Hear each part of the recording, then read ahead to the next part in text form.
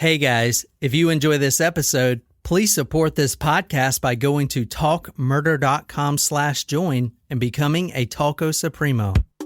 Saturday, May 17th, 2008, several motorists notify police of two middle-aged women who appear to be carrying out a suicide pact across a 6-lane highway, Frogger style. A cameraman films documenting proof to a series of events so extraordinary that most would consider it unbelievable. But this story doesn't end there. In fact, that's the beginning. So buckle up, Talkos, because this is going to be a bumpy ride.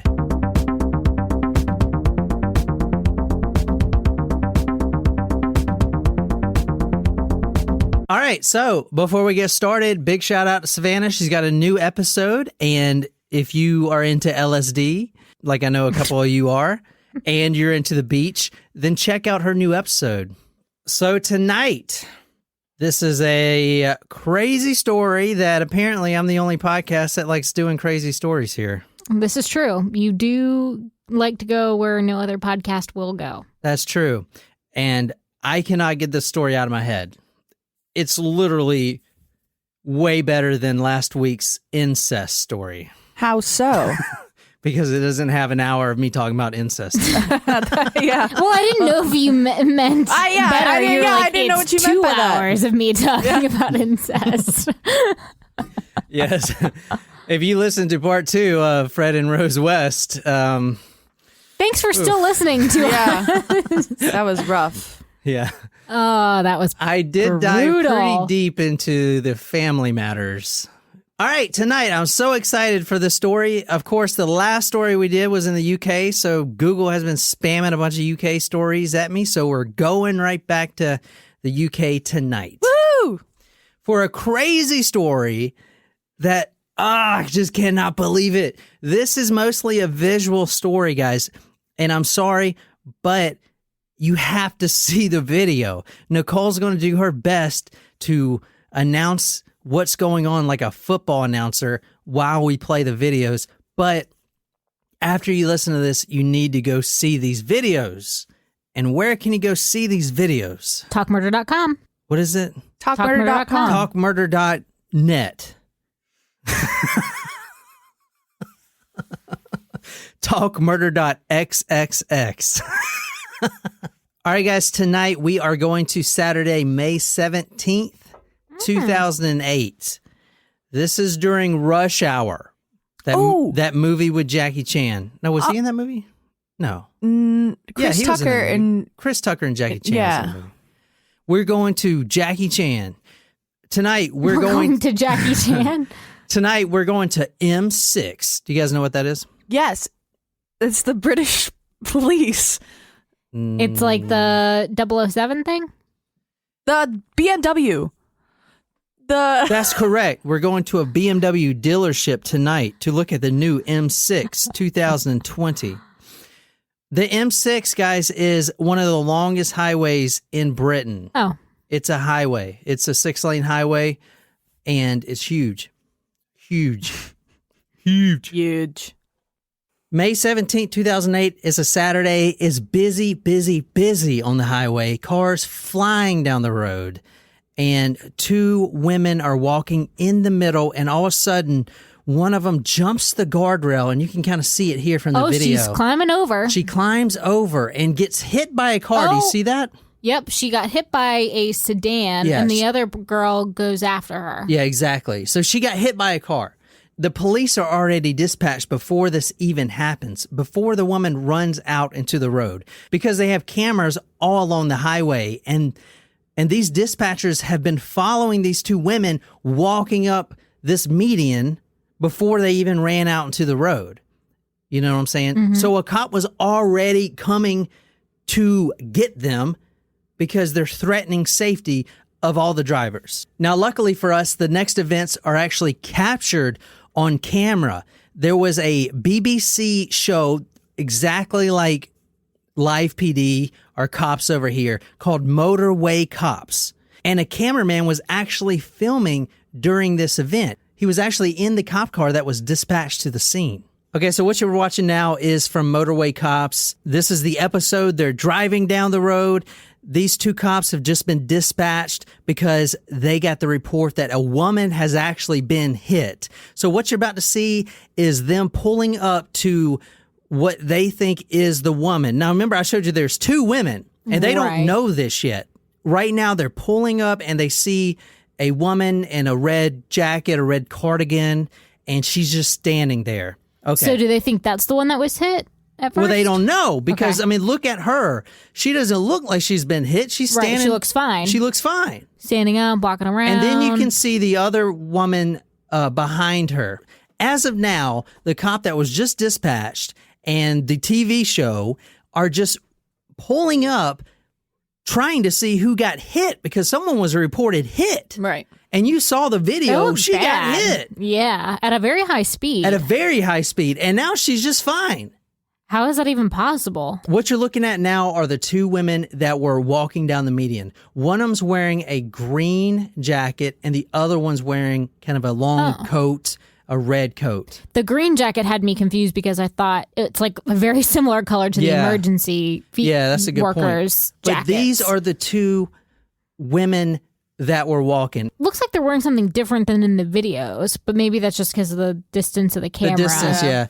And that video is black and white too. Oh, well, that would make more sense. I'm going to spoil it for you. These two women right here are sisters. And now what you see is the cameraman for the Motorway Cop show. He's standing behind the three emergency personnel. And you can't see the women because he's kind of behind them. But this is what happens. I'm not a doctor. Right, she watch. has been knocked down. Is she the one that speaks English? Oh, she's trying to jump again. Oh my God. So what happened? Tell us what happened. She was deciding to play in traffic. She runs again, tries to get in front. She's deliberately trying to get in front of cars, and it looks like she got hit by an 18-wheeler. Yeah. She got hit by an 18-wheeler. Very good. They're called lorries over there. Lorry. You can see her shoe. She's dead, right? Holy shit. Maybe. I would depending imagine on so. How she, maybe, unless she got like underneath the truck and didn't.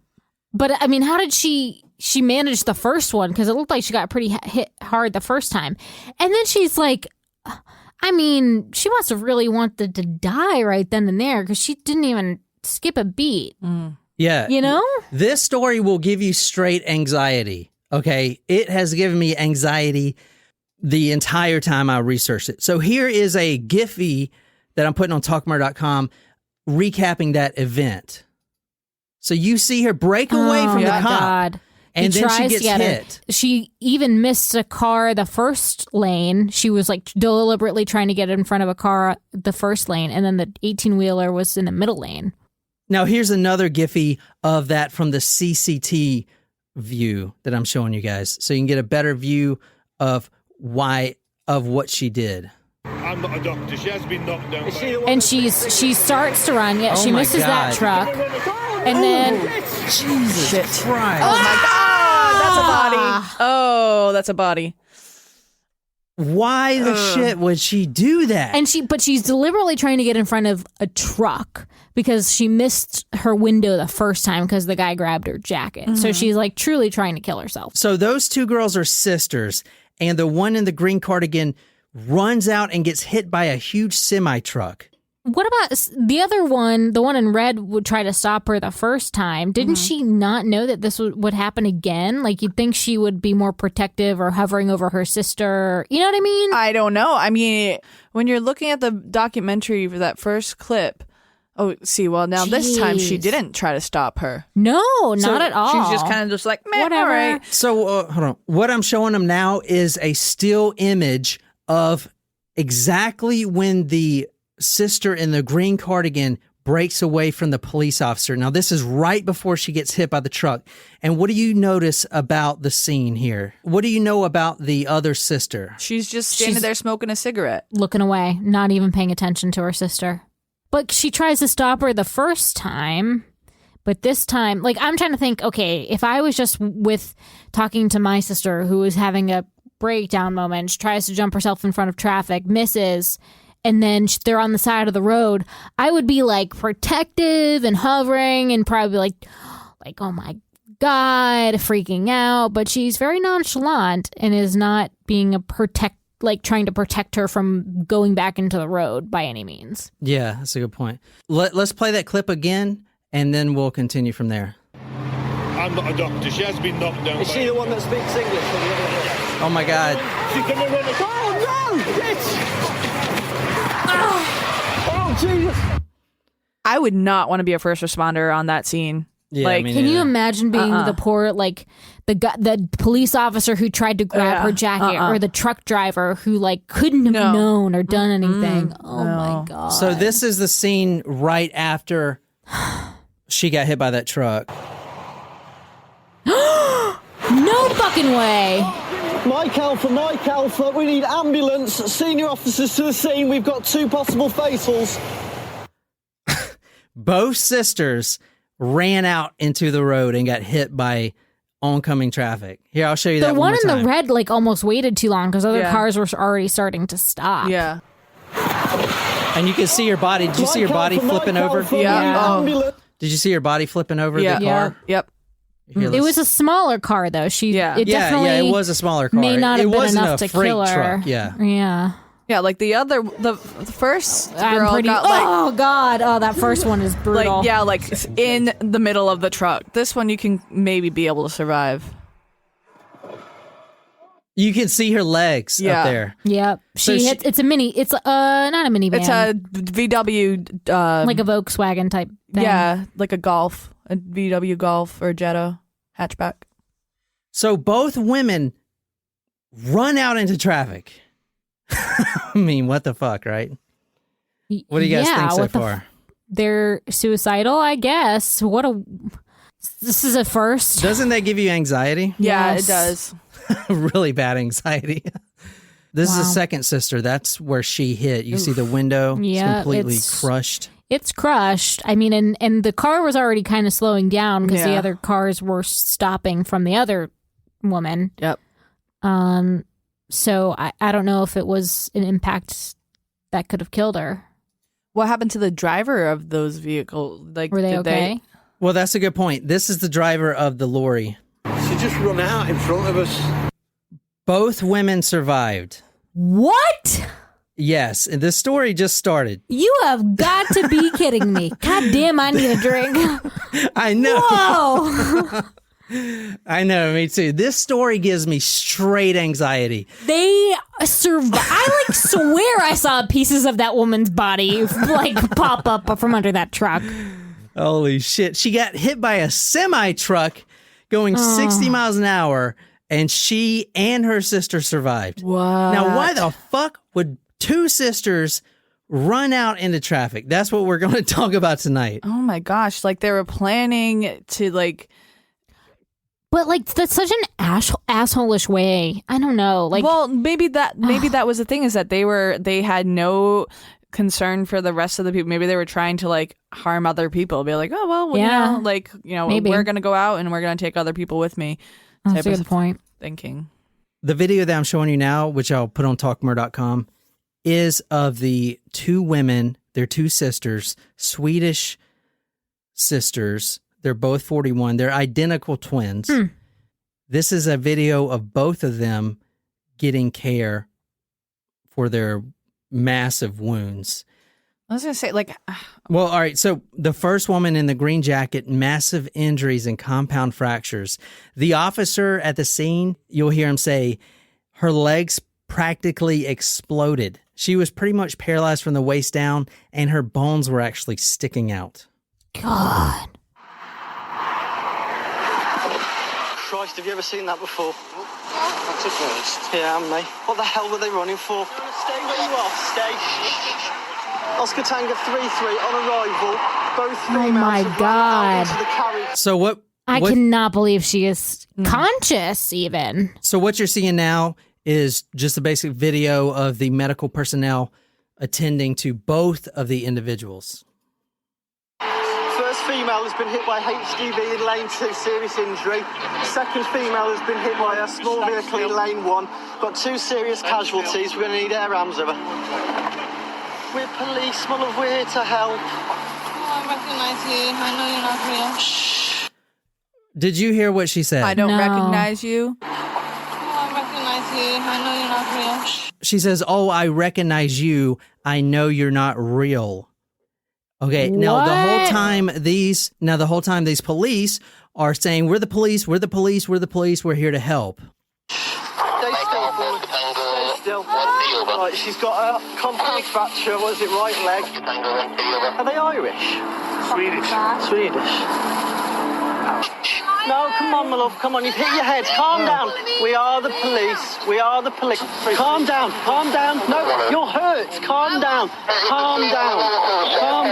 Calm down. How is she fucking moving? I don't know. Well, the one in the green is fighting to get up, but she is pretty much paralyzed from the waist down. She's actually in critical condition. That's the one that got hit by the semi truck. I do not understand how she is actually like the fact that she is conscious is crazy. Well, the reason you don't hear the other sister just yet is because she lost consciousness for 12 minutes, but she is about to wake up. And she is in a chipper mood. Calm down. I need to sedate them. Did she just say bitch? Mine's very aggressive, spitting at me. She is very badly injured. The police said she's spitting at me. Oh my God. And trying to bite me. My What's going on? You're hurt. Calm down. Calm down. They need to sedate her. Yeah, legit. You're hurt. Fucking asshole. Calm down. She said fucking asshole. Oh my God. If that were me, I'd be if, like, all right, bye. I'd be like, fuck you, bitch. You could have just died. I'd be so mad. Okay. Like, I'm trying to save your fucking life. Well, it could be a brain injury. You know? Yeah. You got hit in I'm the pretty head. sure that they have some severe brain injury if they're trying to walk into traffic beforehand. Yeah. Or they're tripping. Now the sister in the red is waking up. Whoa. You see her coming too? Yep. Stay. Have they got a collar or something they can stick on her? Won't work really. She needs everything. Yeah. Whoa. Right, don't get going anywhere, okay? Just chill, okay? They're gonna steal your organs. It's okay. They're going to steal your organs. Oh, nice catch. Yeah, she said they're going to steal your organs. What? The woman in the red escapes and then punches Oh my God. the police officer. Where's the fucking sedatives? Honestly. Well, the You EMS see hadn't that? gotten there yet. These are still the cops. Oh. Does this not give you straight anxiety? Oh, The yeah. story. The woman in the red jacket punches the officer and now is running in the opposite lane of the opposite side of the highway. And the traffic was not stopped in that lane. Right. So we're doing a round two. She's Round three. Yeah, round three. She's like, yeah, walking backwards, trying to almost fight the cop. How is she able to do this? At this point, incoming traffic has been stopped in the other lane because she had crossed the median and now she's running in the other lane. And a couple good Samaritans got out of their car and tried to help. Now, this is a Giphy of them trying to subdue her. It took 6 people to subdue her. Wow. I would not be one of those people. I'm just going to say that. I'd be too afraid she had like a needle on her or something. She's screaming help.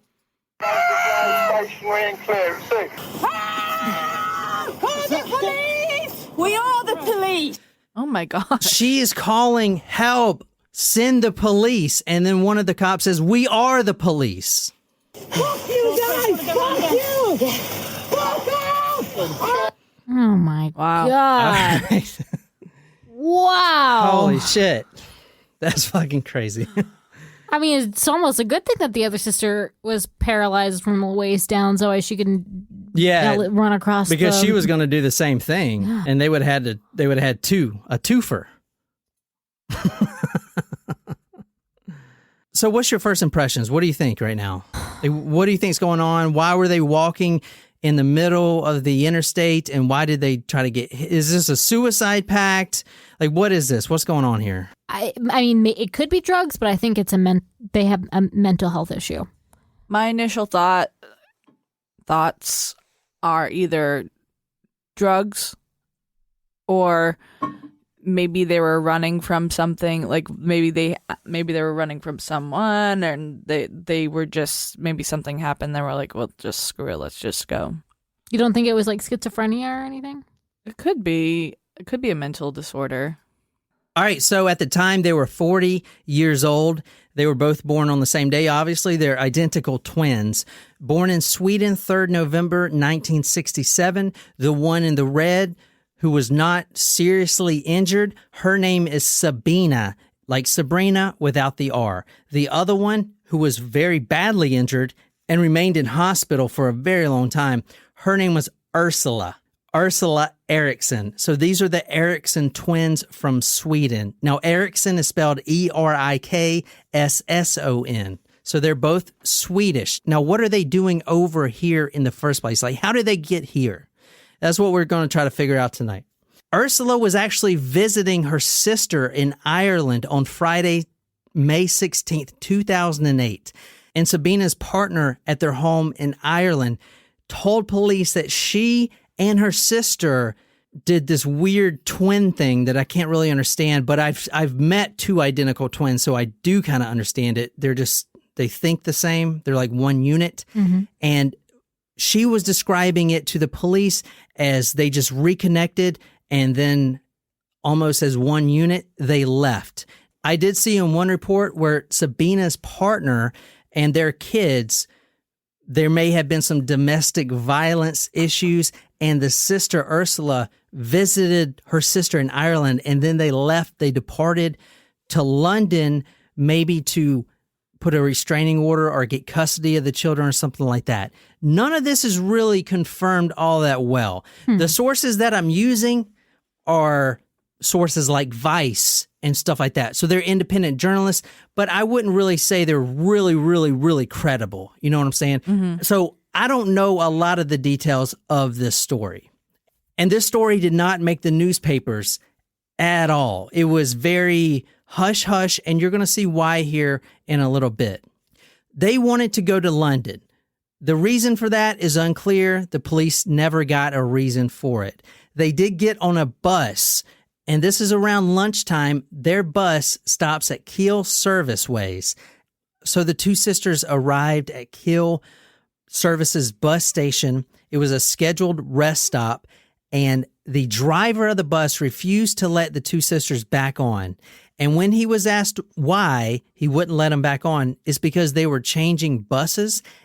So the driver and probably a helper or whoever would manually move everyone's luggage into the new bus. And the two sisters refused to have their luggage moved by anyone but themselves. And the whole time they were clutching their bags to their chest, acting very weird and strange, and really freaking the driver out. Almost so that he thought they may be carrying some sort of explosive device or a bomb. The cops were actually called because there's CCTV that is being monitored as well of this bus station. And I want to bring up that point real quick. I noticed this about the UK, and it's not like this in the US. They seem to monitor all of their CCTV cameras all the time. In fact, there's a whole show about that I watched. I think it was on Discovery Channel or something like that. But they're always looking. It's very Big Brotherish over there. Creepy. When I was in London with my mom, there's signs everywhere that's like, you're being monitored on CCTV. And that's something that you don't see very often at all over here. But the signs over there, it's known. It's a thing. They just monitor us in other ways. Yeah. So the cops were called, but they didn't detain the two sisters or even check their bags. What they did was give them a number for another bus and said, have a good day. Which brings us back to the video of them walking on the M6 in the middle of the highway. That was right after the bus. So those events now connect for you guys. I'm kind of surprised that they didn't check their bags. Yeah, I didn't see any bags in the videos. I saw one of them holding a purse. Oh, okay. Now, right after the incident on the highway where both women were hit by incoming traffic, Sabina actually goes to the hospital, and they record her going through the process of getting booked, and she actually pleads guilty to trespassing on a freeway and assaulting an officer, the punch that you saw earlier. Now think back real quick to Sabina, the one that was being carried away and screaming and just being completely insane. And then try to compare that Sabina with this one. You're looking at how many wrinkles I've got. So what you're watching now is Sabina in the police station. The cops are bantering back and forth. She's smiling, they're smiling. It's a completely different person from the one that you saw on the interstate that got hit by a car. Yeah, probably a man in his best age. Yeah, 45. Oh, yeah. 44? You got it. 45. 45. Can you put the shoes off for me? They are so dirty. What I want you guys to take away from this video of her in the police station getting booked is her sister was literally almost killed and she is in critical condition. And not once does Sabina ask about her sister. Huh. Did they test her for any drugs when she was at the hospital? That's a really good point. They did. They tested her for drugs and alcohol. She was completely clean. What? She didn't have any drugs or alcohol on her person, no pipes, nothing, and none in her system. They found only one socks for me. Yeah, so try not to breathe then. We say always in Sweden that an accident. Now, listen to what she says right here. She says, we say always in Sweden that an accident rarely comes alone. It rarely comes alone. Usually at least one more follows. Usually at least one more follows, perhaps two. It's kind of like our saying, like, deaths come in threes or whatever, bad things happen in threes. Yeah. Do I have to take it out? She's also saying, do I have to take off my jewelry? Do I have to take off my shoes? She's looking in the mirror, fixing her hair.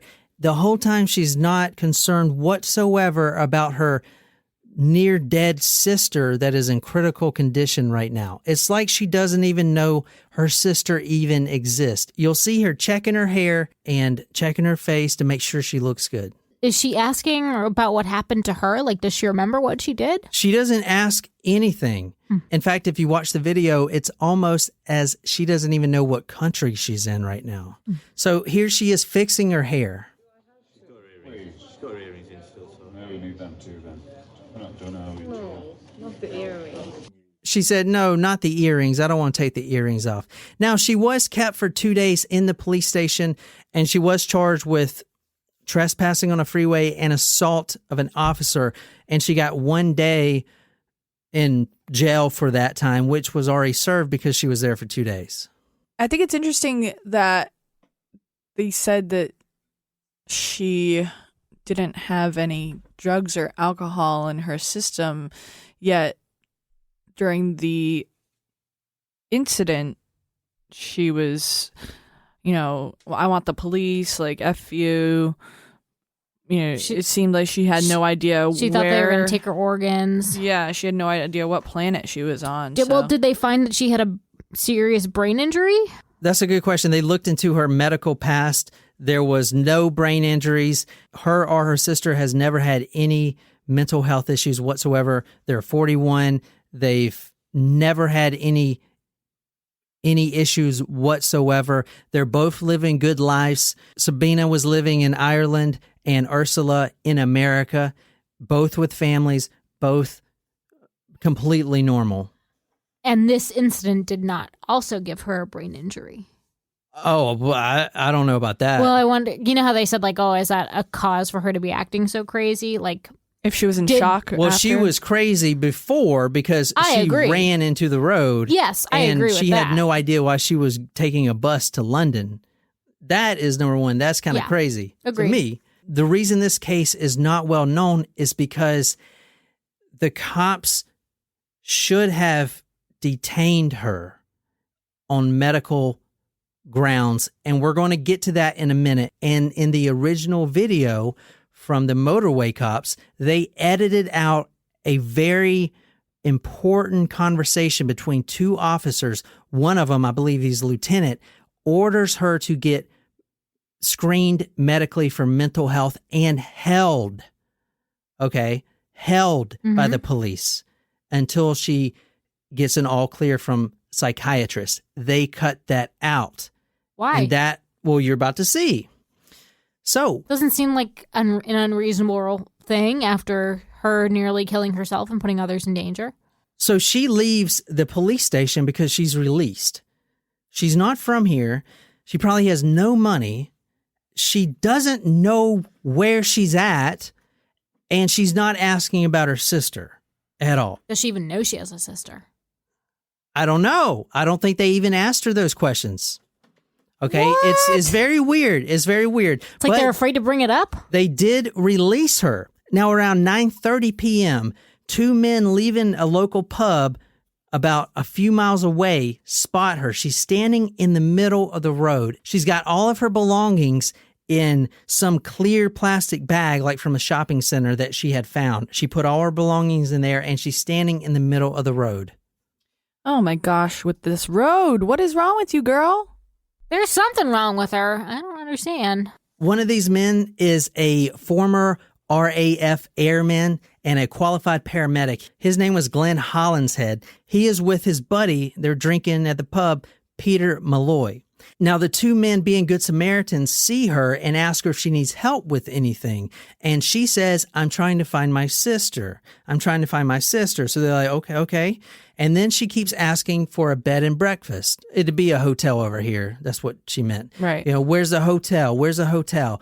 So these two good Samaritans, they say, listen, there's no bed and breakfasts here. I mean, this is a very small community. If you would like, you could stay with us for the night, and then, you know, we can help you find your sister in the morning or whatever. So she agrees.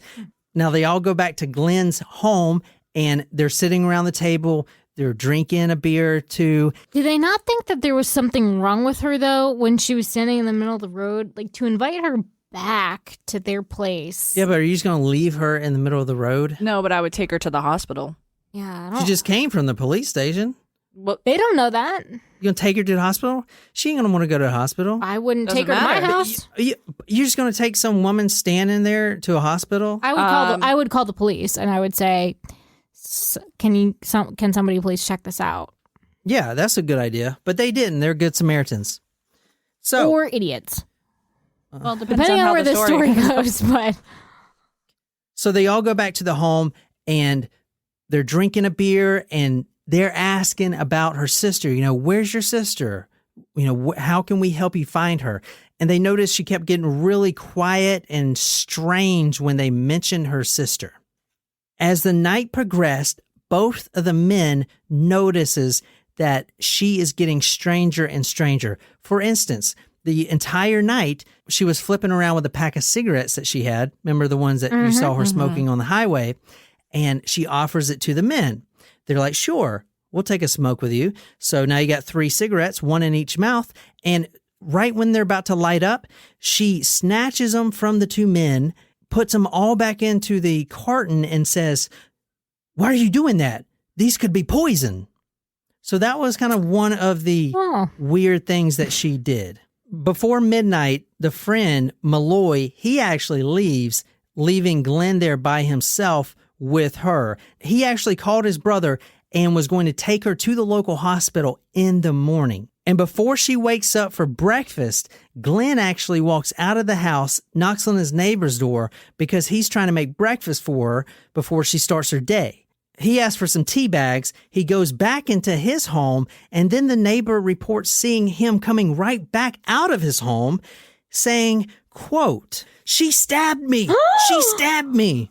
Just when you thought this story couldn't get any more bizarre. 54-year-old Glenn Hollinshead, the veteran, the Good Samaritan, was stabbed 5 times. He walks back outside of his house, and he collapses right there on the stairs, he dies right there. Oh my gosh. Okay. Are you effing kidding me? See why we wouldn't take someone back to our house now? Oh my God. I have a feeling that health background check was not very thorough. Yeah, or they didn't do like a CT scan or something to check where her brain was at. The story gets better.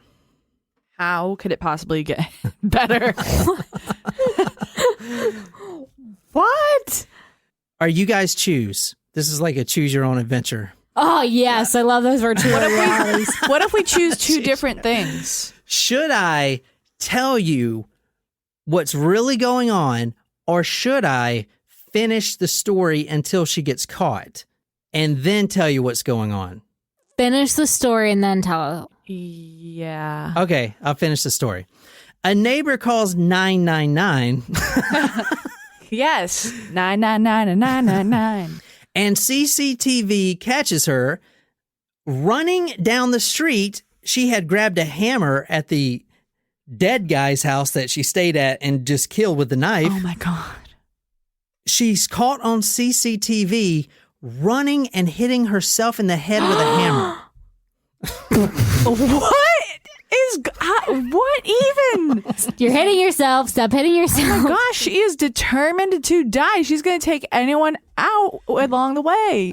She is fucked up in the head. I think she's schizophrenic. Another Good Samaritan stopped and saw that she was distressed, tried to take the hammer away, and she hit him with the hammer. He didn't die, but the hammer falls to the ground, and she picks up a ceiling tile and hits him over the head with it. Yikes. And then she takes off running. Now, cops are right behind her. This pursuit is going crazy, and they actually catch her at the Heron Cross Bridge, where she jumps 40 feet high, breaking both of her ankles and fracturing her skull. Oh my goodness. She was taken to the hospital. 40 feet up in the air, she jumped from a bridge on the highway, and she survived. Even Stephen King couldn't come up with something this good. Yeah, her ankles are now broken. It's like misery. Okay, take your best guess. What route am I going down? There's an explanation for this. I think she's schizophrenic. Let me tell you about a French word here, a folie à deux. Has anybody heard of that? Folie à deux. Deux means two. This is a psychology term coined in the 19th century France. It goes by a couple other names, and this is so crazy. I could not get this out of my head. One of the names is induced insanity. This is an actual disorder. What is in? I'm going to tell you exactly what this disorder is, but it is a type of delusion. And she and her sister were suffering from the same thing at the same time. It is extremely interesting. What I'm going to show you now is a video from 1954. The man talking is Heinz Lamon, medical doctor, and he is going to explain what folie à deux is. We are going to see two patients, mother and daughter, who are suffering from folie à deux, Folie à deux. or induced insanity, one of the less common forms of mental disease. This psychosis develops first in one person and is then communicated to one or more persons who have a close emotional attachment to the one originally affected.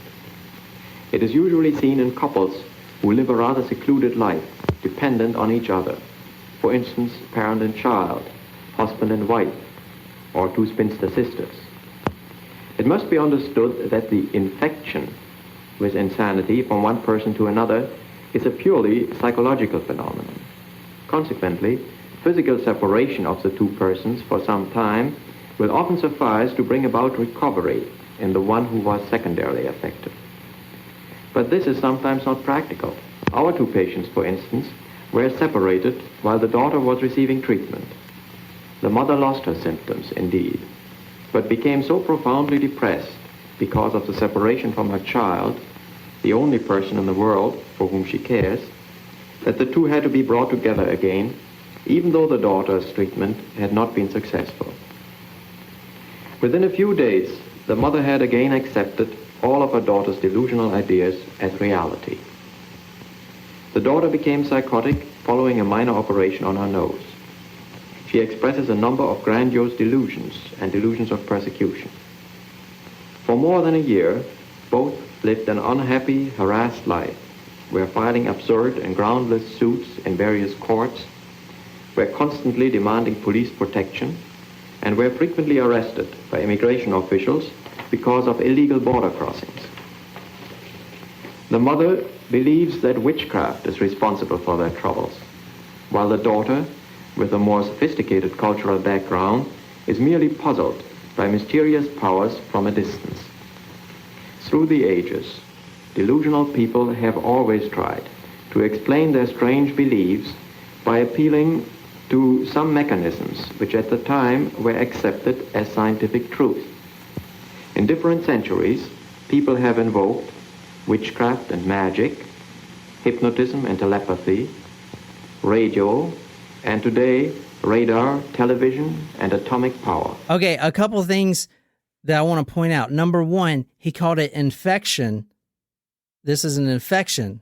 Okay, so it is contagious almost. And it's completely psychological, like he said. Another thing I want to point out, the people that suffer from this may try to cross a border, may try to go into another country, may try to, escape their current situation. I mean, so that is very relatable to what we watched earlier with these two women. What he was talking about is this young woman you're seeing right now in this 1954 video. She had gotten no surgery and she was fine before that, but something happened during the surgery and she developed psychosis.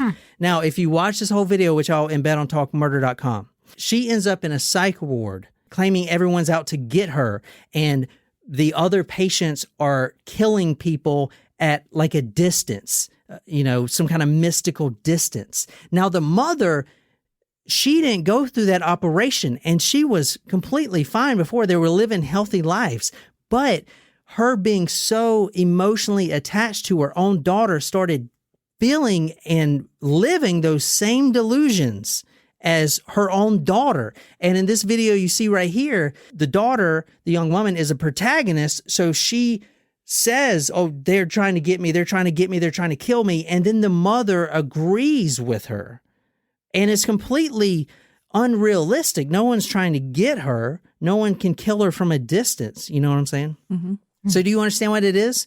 It's a shared psychosis. So which of the sisters was the Well, that's a really good question. That's a really good question. Because somebody had mental health issues. Right.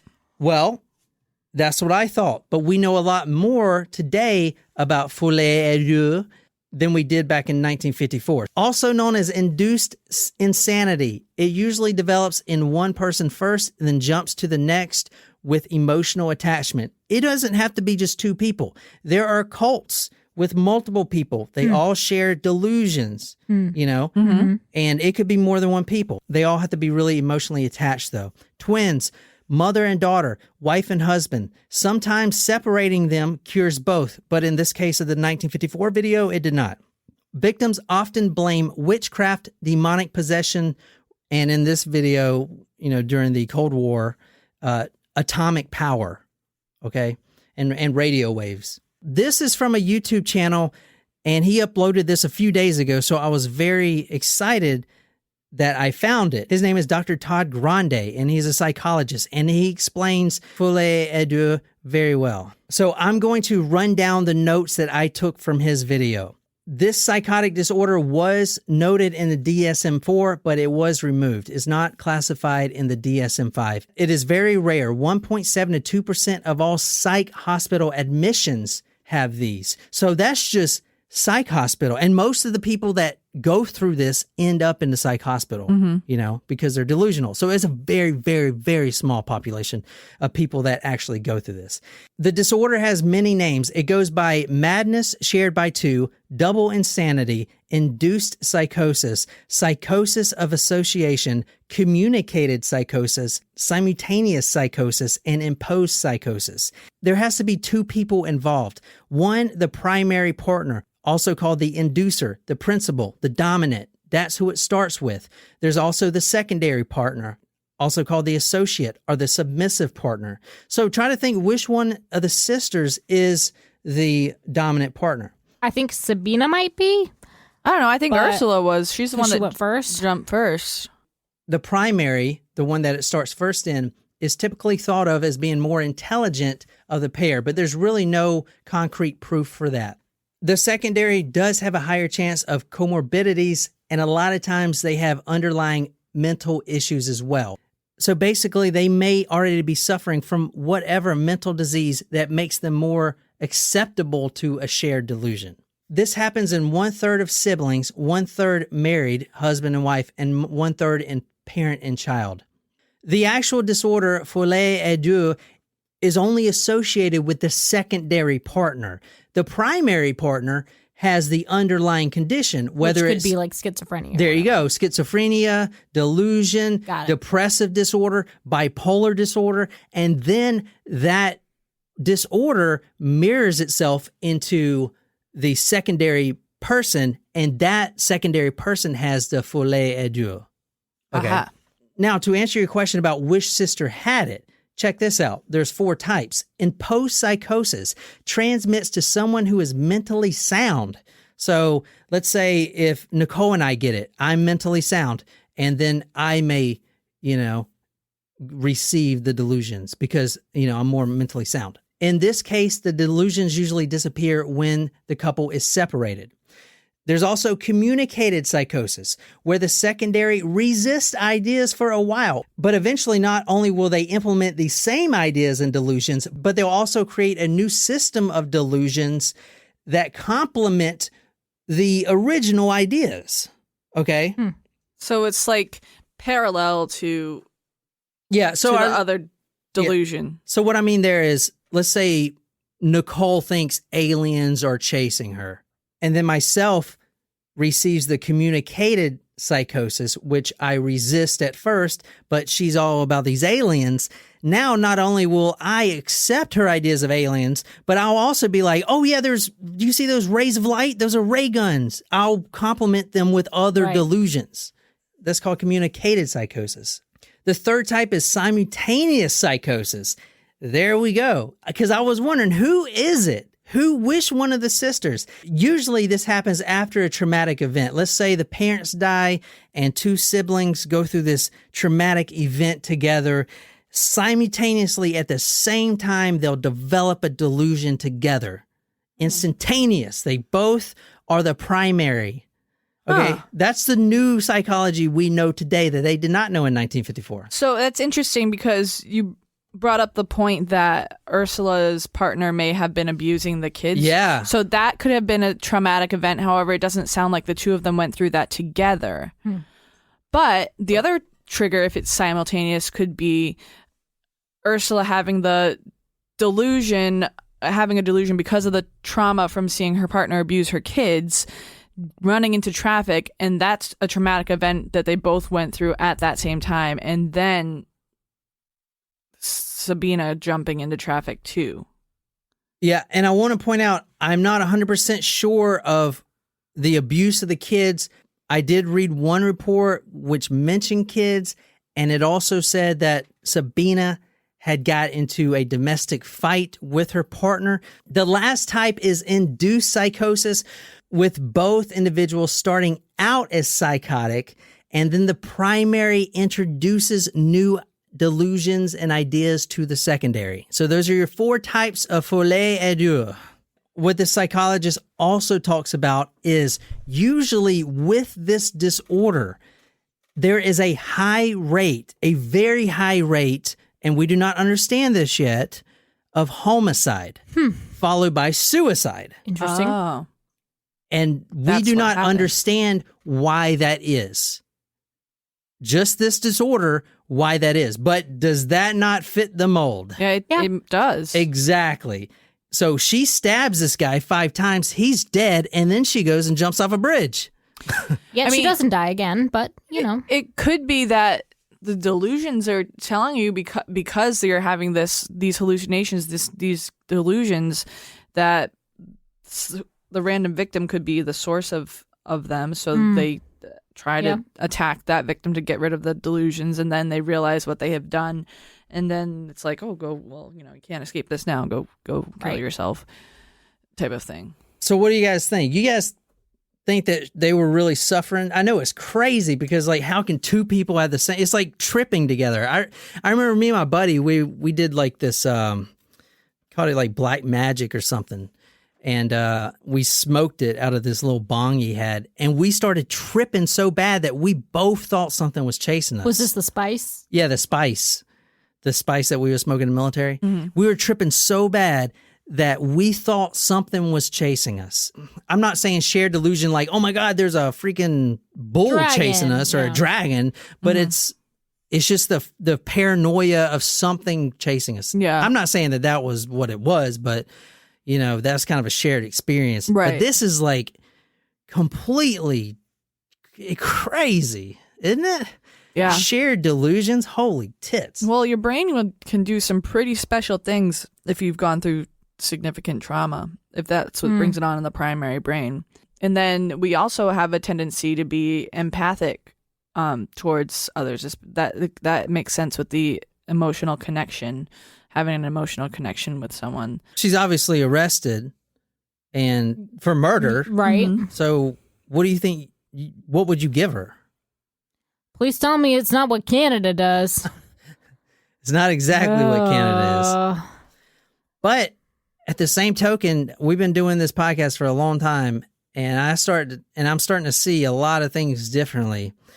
And for a case like this and the one in Canada, it's saying basically, if your dog gets rabies and he bites you, is it your dog's fault or is it the rabies' fault? Because if she had this mental illness, you really can't say it's her fault. You can say that about any serial killer. I though. know, but hear me sorry. out. And hear me out. But these serial killers that we study, some of them, and I know this is going to rub people the wrong way, they can't help it per se. I'm not saying that they can't help, but that does not mean that someone know right from wrong, should. No, I'm not even saying they might not know right from wrong, but that does not mean that they should be free walking members of society. They're because they could do it again because they still don't know the difference between right and wrong. Right. Yeah. And that's where the insanity plea, when you actually are insane or suffering from mental illness, it is important to have that. You know, I think that she should have been put in a place where she would not be a danger to herself or others. So, you know. And so I think whether she's in prison or an institution, I think she should be there. Right. Yeah. For a long time. Her murder trial started on September 1st, 2009. She received 5 years in prison and was sent to the Bronzefield Women's Prison. She then turned to Christianity. She spent 439 days in custody before sentencing. So she's out now. She did plead guilty to manslaughter with diminished responsibility. This is a quote from the judge at the sentencing. I understand that this sentence will seem entirely inadequate to the relatives of the deceased. However, I have sentenced on the basis that the reason for the killing was the mental illness and therefore the culpability of the defendant is low, and therefore the sentence I've passed is designed to protect the public. It is not designed to reflect the grief of the relatives have suffered or to measure the value of Mr. Hollinshead's life. No sentence that I could pass could do that. It is a sentence which I hope fairly measures a truly tragic event. Sabina was suffering from delusions which she believed to be true, and they dictated her behavior. It is not one of those cases where the defendant could have done something to avoid the onset. This is a quote from the victim's brother, if you want to read this.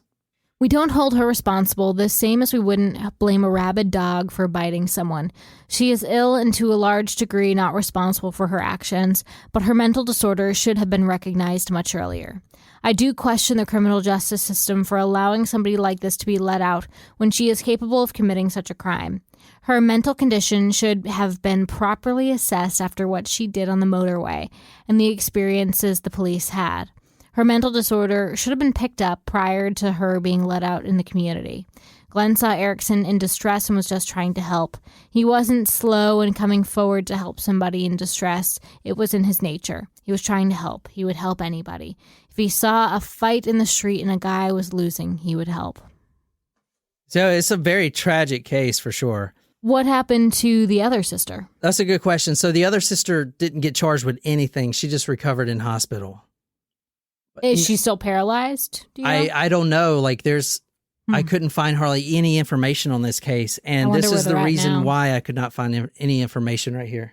This is from Vice right here. And it talks about how the police over there edited out some of the video so they can avoid blame. And this is it right here. This is back on the highway. And listen to what this one police officer says. This one has then gone over the bonnet of that car. She's then got up, punch Trace and ran across there.